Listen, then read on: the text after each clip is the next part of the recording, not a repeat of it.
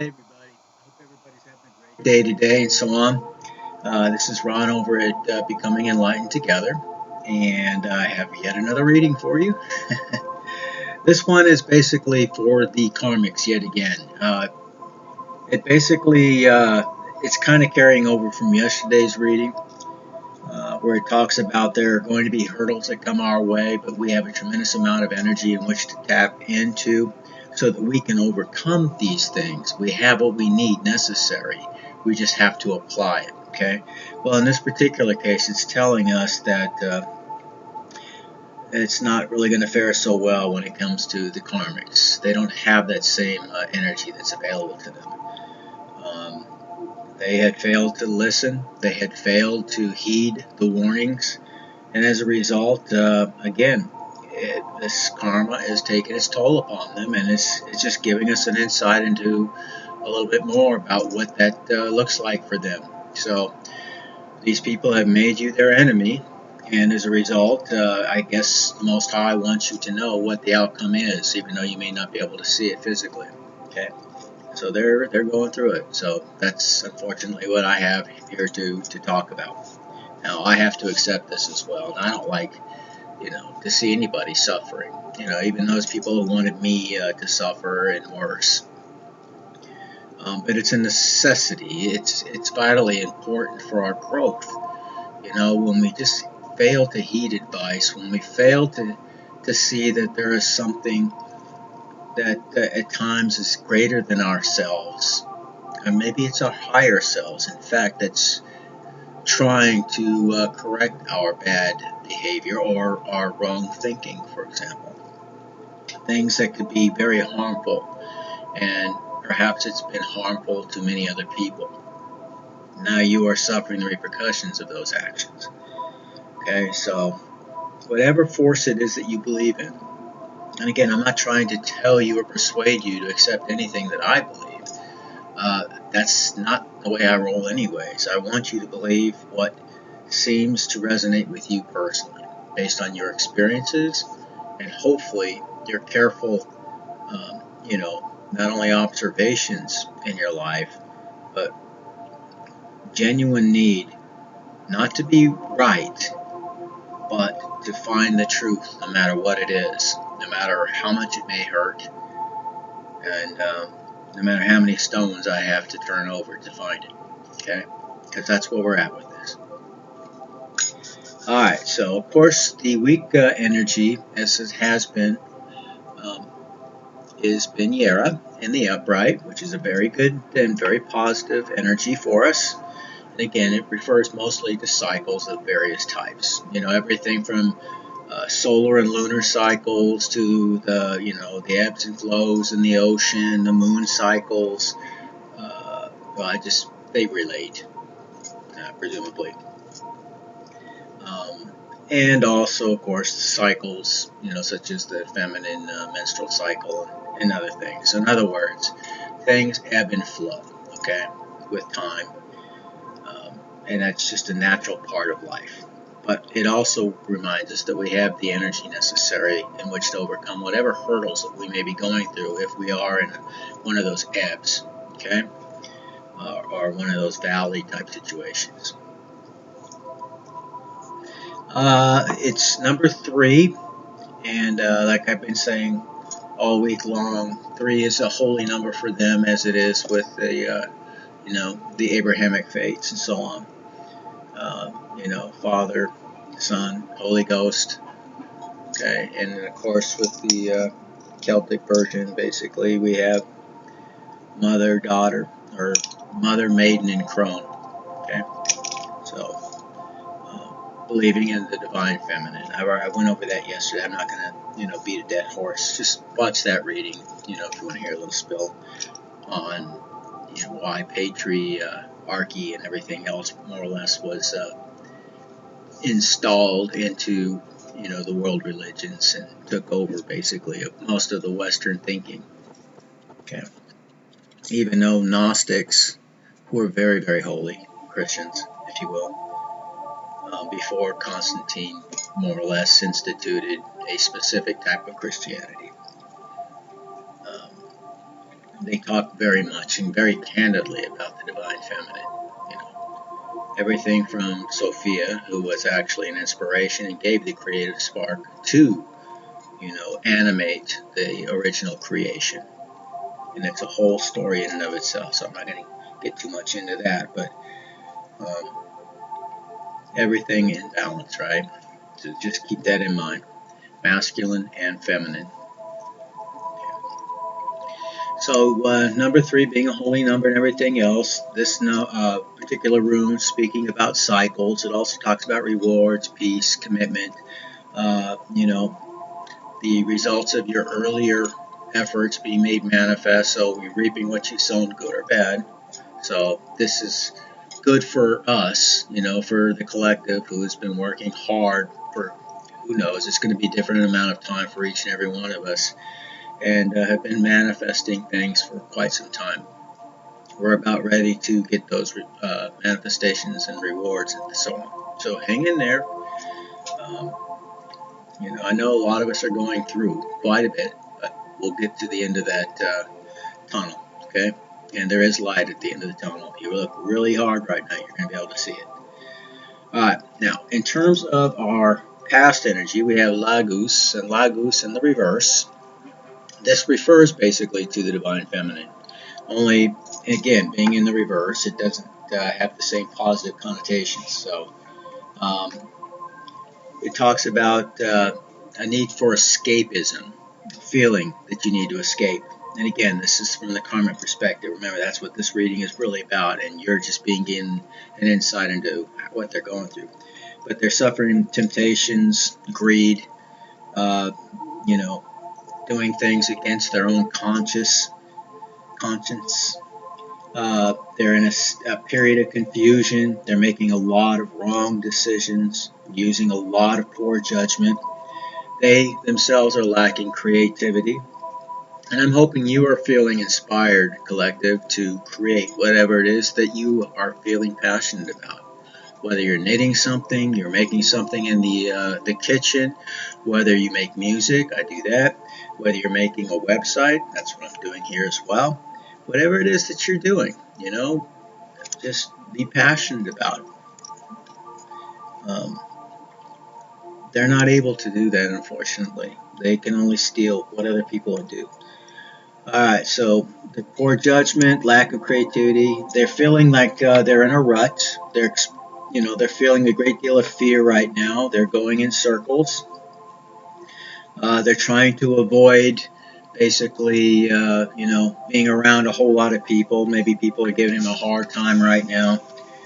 They're calling them out on their lies and their crap. So they're, in many cases, withering away. Some of them going into madness, a state of madness.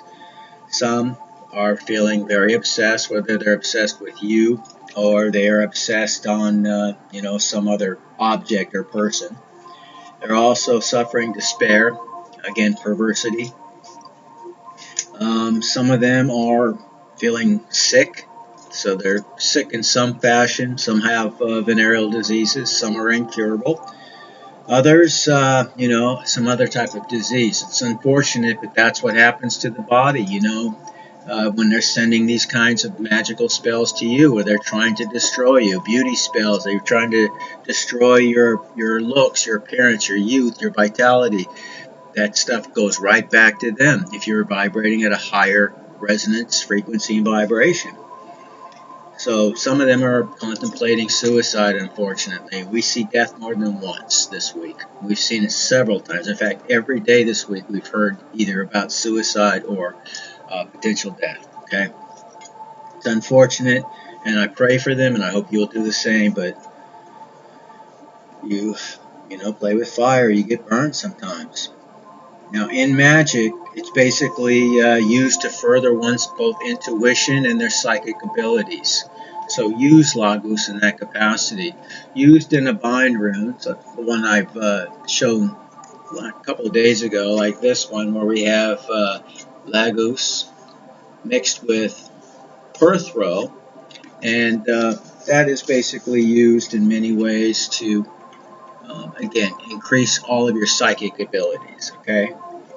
If you're fostering and practicing those kinds of things, this is one way to do it. By use of a bind rune, you're combining the energies of both of these runes together, kind of focusing in that energy like a laser beam, right? Light amplification stimulated by emissions of radiant energy. That's an acronym. It's a laser. And we're taking that light, like we have here. We have a light bulb, and the light energy goes everywhere. But with a laser, it's all focused in a very small and narrow beam. So that's what makes it so incredibly powerful, capable of cutting through metal and many other things, right? Alright, so you can do the same thing energetically with your will. That's what I'm getting at. Okay, I hope that helps somebody.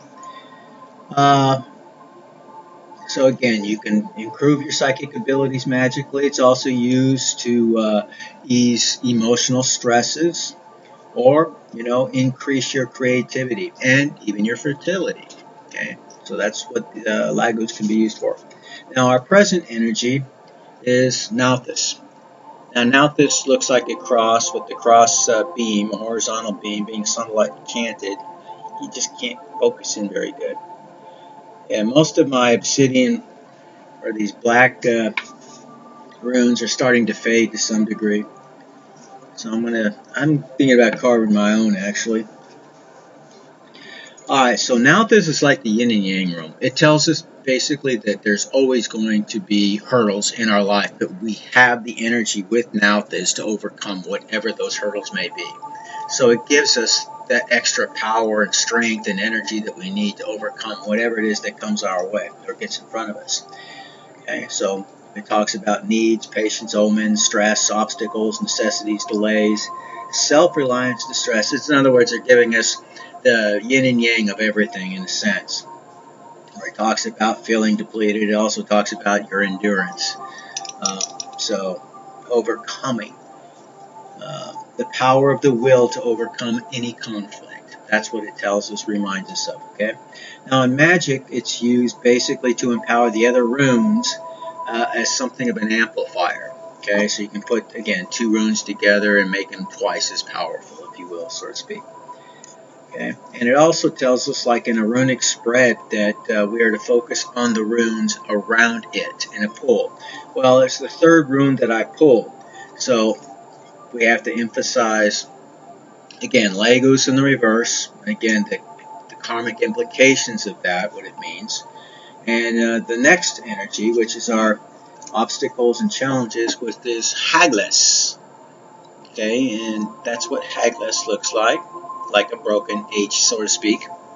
Okay, alright, and I'm not giving the numerology anymore because, there's really not a whole lot of information to give. If it seems relevant, then I will bring it forward. But in this case, it is number 9. It's the 9th letter in the alphabet, and number 9 is a very, very holy number. In fact, it's one of their holiest numbers in this regard. And it basically is the root of cosmic power, if you will. It leads its force to any purpose. It's the number of life, death. It transforms whatever it touches, yet remains, itself in the process. It's the number of the worlds within the world tree, if you will. There are 9 dimensions, or 9 worlds that are a part of the world tree. Earth is only one of them. And it talks about the 9 days and nights, of course, that Odin hung on the world tree in order to sacrifice himself to get the magic of the runes to share with us. Okay? So there's a lot to be said about this particular rune and its power. And we do find Nauthis twice in this reading. Okay? This one is in the upright. So again, it just tells us that there's going to be uphills, risks, delays, shadows, the wrath of nature, destructive, uncontrolled forces, including weather.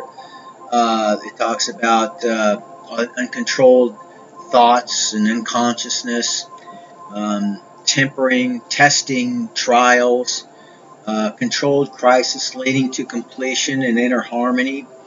So both of these, Nauthis, the last rune I just read about in the present energy, and this one, the obstacles come from exactly the same family, which are overseen by god Heimdall. Heimdall is the god of the second group family, It, and he's also the guardian of Asgard. He guards, the entry, if you will, at the gates of Asgard on the other side of the rainbow, so to speak. Um, in magic, it's a powerful rune for meditation, and it reminds us no matter how bad things are, they can always be worse. Okay, so it's basically used to, presumably bring a source of optimism in an otherwise pessimistic, type of feeling or situation that we found ourselves in. That's what it's used for. Alright, now our help and advice is Raidho. And again, Raidho is in reverse in this case, as uh, the next rune also is. And it's basically talking about their plans being upset. Whatever plans they had working against you specifically, they are being brought to naught. Okay, they're falling apart. Everything that they thought they were going to get away with, everything they thought they were going to get in this particular, conflict with you, is again being just, it's falling apart. They're experiencing a tower. So unexpected travel, feeling lost, feeling in a state of crisis and stasis. Maybe they're unable to move. Maybe their car isn't working, whatever. Feeling that a sense of injustice. Well, they brought it all on themselves, but they're still at such a lacking of maturity. They want to blame anything and everybody else for the situation they put themselves in now that the repercussions are coming forward. That's basically what this is showing me. Okay? So, irrationality. And they're experiencing a lot of disruptions, dislocations. Some of them are being removed from a premise. Maybe they were demoted at work. Emotions is part of it. And, of course, they're suffering from delusions. But this also, again, talks about the possibility of a death. We saw suicide this week. Actually, we saw suicide in one of the previous runes today. And now this one is talking about, again, a possible death. Now, we don't want that for anybody, of course. No matter how much they've wronged us and everything else, they could theoretically find, whatever resources or internal, something that they need to make a course of action or change, the course of their direction, if you will. And, until you take your last breath, theoretically, you can still change. But they've had multiple opportunities and have resisted change every time. So many of them are actually being really run through the ringer to either force them to change or to basically they're going to pay the piper. Okay, some of these people literally have sold their souls, literally. Some of them are working in secret societies. Some of them thought that they were going to get some kind of claim to fame by doing all of these things and doing it at your expense too, by the way. They wanted your energy, whatever that means, your money, your life in some cases, for their own self-grandizement. So, and again, it's hard to feel sorry for them or want to pray for them when you realize all that they were thinking, saying, and doing, to you personally. The slanders, the lies, the gossip, the stealing, all of these things, the cheating, whatever it may be for you personally, okay? Some of us have experienced all of those things and even more.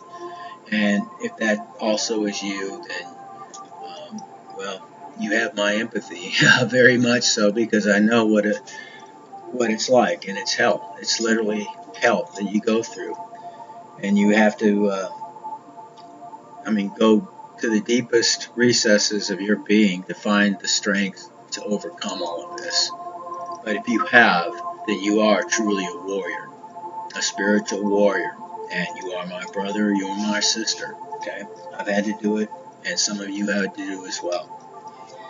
Alright, so it's the blessed journey, magically, which means you use it with, anytime that you go and you travel anywhere, basically, to petition protection and, guidance of the gods, so to speak. You put it upon your luggage, yourself, your children, your pets, uh, or if you're embarking, as I do, on like some type of a shamanic journey. If you're doing astral traveling or things like that, it will also help keep you safe. Okay, so that's what it's used in. Now, finally, the future and the outcome is once again Haglas. Now, this time Haglas is in the reverse. So it talks about disruptions, disruptive forces, negative forces, negative payoffs, natural disasters, even. Some people may have lost their home or their property and possessions because of a hurricane or a flood or an earthquake or a tornado or any number of things, a fire. That's the kind of energy we're talking about here. It can be pretty, pretty nasty, pretty, well, catastrophic. That's actually one of the words in description of this particular energy as well. Talks about, again, stagnation, losing your power, feeling a great deal of pain and loss and suffering and hardship, again, being in crisis, and yet again, sickness. So we saw sickness twice, and we saw either suicide or a death. Both of those are talked about in today's reading. So like I said, the karmics are truly going through it, you guys. So pray for them. You're supposed to pray for your enemies. Again, if you're of the Abrahamic persuasion at all, and I embrace all of these belief systems, and I certainly do love Christ, and believe in the Christ consciousness, and I try to live by His example where I can, as well as Krishna's example, and they've said many of exactly the same words, I might add. I live by the Buddha's example where I can, where it seems applicable.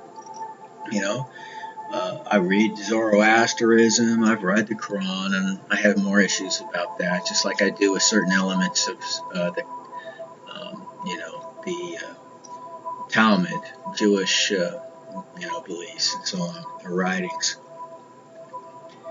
So, but they also have good. I mean, every one of these religions, none of them are perfect, especially because dogma was added much later on to these things. So, none of these leaders, the ones that I've named, set out, minus Muhammad, I should say, to create a religion. And I'm not picking on Muslims. Some of the greatest people I've met actually were Muslims. I had an entire class that I taught was filled with Afghani interpreters, every one of them. They prayed and all that kind of stuff, and they were some of the most respectful, kind, funny, hardworking students I've ever had. So I have a tremendous amount of respect culturally, and they are very disciplined, in general. But some of the things that are written within the Quran, just like some of the things I find in the Old Testament, for example, I have a lot of problems with, the difficulties with, just like I do with the Jewish Talmud. I mean, the things it talks about Christ, for example, are just horrendous. So I take the good, just like Bruce Lee. That's why I say in my heading that I'm the Bruce Lee of spirituality, because I apply it the same way, in the sense where I take the best of everything I'm experienced or exposed to, and I toss away the things that don't work, okay, or are not applicable to me personally. And I invite you all to do the same. We're not to be carbon copies of other people or anything like that. It's good to emulate, I suppose, the things that we see and that we, admire and respect in another person. There's nothing wrong with that. But we are something else, and we have something that we're supposed to be adding to the collective. We're all different. So don't be afraid to be a little quirky and weird, and if that's who you are, embrace it, man. Be the weirdest, quirkiest, whatever person ever, because you're going to find your tribe that way. Now, granted, I'm still looking for mine, but That doesn't take away from the belief that I have that that is a truth. I do believe it. And I know that it's happening. I feel it in my bones, you know. So you have all of my respect, collective. The spiritual journey is not easy, and it takes a tremendous amount of warrior, stoic discipline, you know. I mean, you literally do have to get up every day with the mindset you're going to do this, and you're going to get through this, and no matter what comes my way, I'm going to overcome. Yeah, it hurts. Yeah, this sucks. Yeah, I feel sometimes I'm being punished, even though I don't know what I'm being punished for, you know, but it's not that way. It's not being done to us, it's being done for us. As hard as it is for us to see that, and I admit it, for me, it's hard at times too. But when you really examine it, and over a period of time, you're going to look back and say, now I understand. Now I know why I had to go through that to get to this.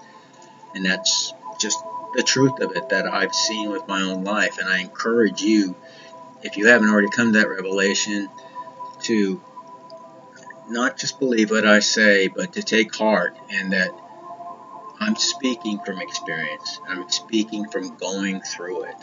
Whether you're talking about homelessness, whether you're talking about being literally betrayed by the ones closest to you. I mean, in the worst ways imaginable. All of these things I've experienced. Losing everything I own. All of these things. And I've done it more than once, you know. And it's not because I've done something wrong. It's not except trusting people I shouldn't have trusted, or putting faith in people, or giving them chance after chance where I probably shouldn't have. But these are hard lessons I had to learn. And if you're an empath, unfortunately, you're probably going to have to go through similar lessons, or hopefully you'll learn from my lessons and not have to go through it. Mine or others, I should say. Um, but what I'm saying is I've experienced it, so I can relate. And this is why I do this. I'm not doing it to make money. I haven't made a cent from any of this. I just invest my time to help other people, because the golden rule is another universal law I believe in. It's literally found in every single faith, including the Nordic belief system. So if a bunch of badass Vikings say that help your brother if you see that they need help, or treat them like you would want to be treated, then for God's sakes, you know, it should be easy if you're a Christian or a Jew or a Muslim, or, you know, a Zoroaster, mystic believer, or a Sufi, or, you know, whatever the case may be. You know, it should be easy for you to do that. So, or easier, I should say. But with that being said, I get in my soapbox, I know, and you guys are probably getting tired of hearing me. And I apologize for that. I really do have, you know, my heart in the right place. But sometimes my mouth, it just goes into hyper drive. So, anyways, I wish you all victory, of course. You're going to get there. Trust me. Just don't give in. And then, you know, inevitably, someday, long, long from now, I may see you again in Valhalla. Take care.